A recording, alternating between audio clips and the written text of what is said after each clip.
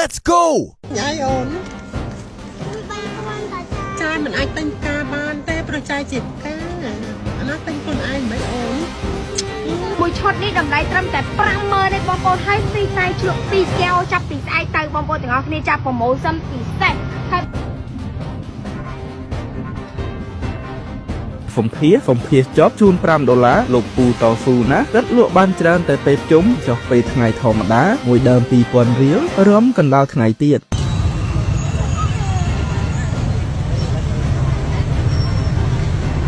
មុនខ្ញុំបានសរសេរ status មួយធ្វើឲ្យមានការប៉ះពាល់ដល់របស់បងប្អូនអាចចេញយ៉ាងខ្លាំងធ្វើឲ្យបងប្អូនអាចចេញមានការខកចិត្តឬមានសមាជិកយ៉ាងខ្លាំងដើម្បីខ្ញុំអាចបញ្ជូនសារសុំទោសមួយនេះឲ្យបានត្រឹមត្រូវនិងច្បាស់លាស់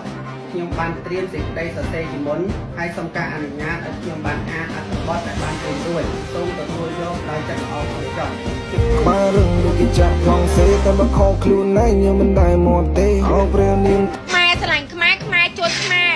ខំបាត់3ដងកុំពេលលេងដាក់ថាចេះពណ៌ដំប៉ពីដើមពណ៌ដំប៉ពីដើមជួយស្ទះដើម្បីគេបានឃើញបានដល់បងប្អូនបើខ្មែរមិនឆ្លាញ់ខ្មែរតើអ្នកណាមកឆ្លាញ់ខ្មែរតោះ KSK ទេឲ្យដាក់ជាពណ៌ដំប៉ពីដើមមក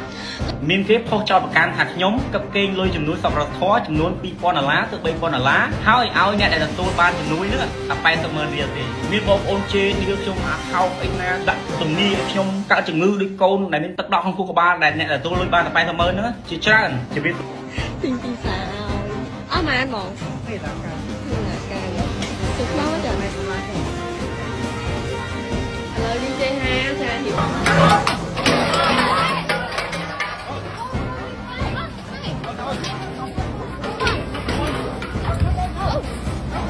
នេះខ្ញុំក៏ដូចជាក្រុមគ្រួសារទាំងអស់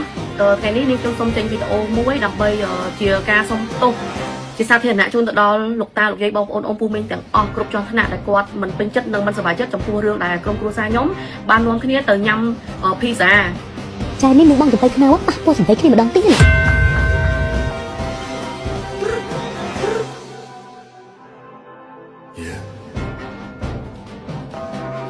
ក្លុកណាបានកុំក្លុកប៉ះខ្ញុំ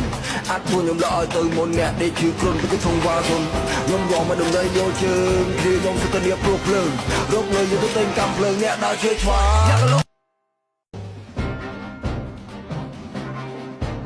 ហើយកុំនិយាយថាមិនមែនសង្សារ